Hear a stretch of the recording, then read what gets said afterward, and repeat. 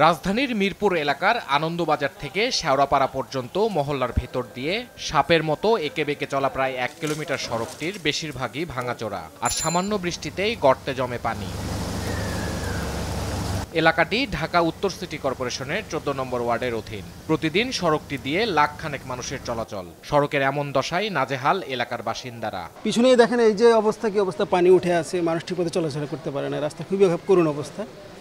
তো এখানে আমার মনে হচ্ছে এখানে দেখার কেউ নাই, দেখার কেউ থাকলে অবশ্যই এই রাস্তাগুলো ভালো হয়ে যেত আশা করি। পানি হলে রাস্তায় পানি জমে থাকে, হ্যাঁ, সাধারণ মানুষের চলাফেরা খুব অসুবিধা হয়ে গেছে ভাই। আমরা রিক্সা নিয়ে যেতে পারছি না, বাচ্চাদের নিয়ে স্কুলে যেতে পারছি না, ঠিক আছে, বিভিন্ন সমস্যার সম্মুখীন হতে হচ্ছে। সড়কটি দিয়ে অনেকটা লাফিয়ে চলে রিক্সা সহ অন্যান্য যানবাহন। এতে বেশি ভোগান্তির মুখে পড়েন নারী ও শিশুরা।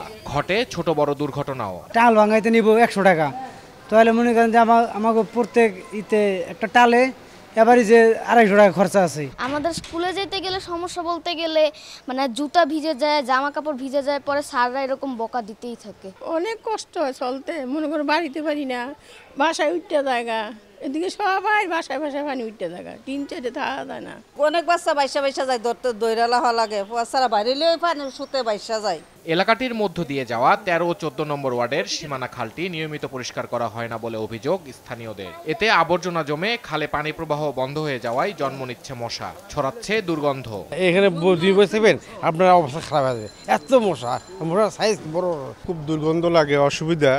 আর বিশেষ করে অসুবিধা হয় বৃষ্টির দিনে, একটু বৃষ্টি হলেই একদম পানি দিয়ে ভর্তি হয়ে যায়, একদম যাতায়াত খুব কষ্টকর হয়ে যায়। এ বিষয়ে বরাবরের মতোই নানা পরিকল্পনা এবং আশ্বাসের ফুলঝুরি স্থানীয় কাউন্সিলরের। ওয়াসা কাজ করার কারণে সমস্ত রাস্তা কেটেছে, এবং ওয়াসা যখন আমাদেরকে ক্লিয়ারেন্স না দিবে, নবীন সার্টিফিকেট না দিবে, তখন আমরা কাজটা করতে পারছি না।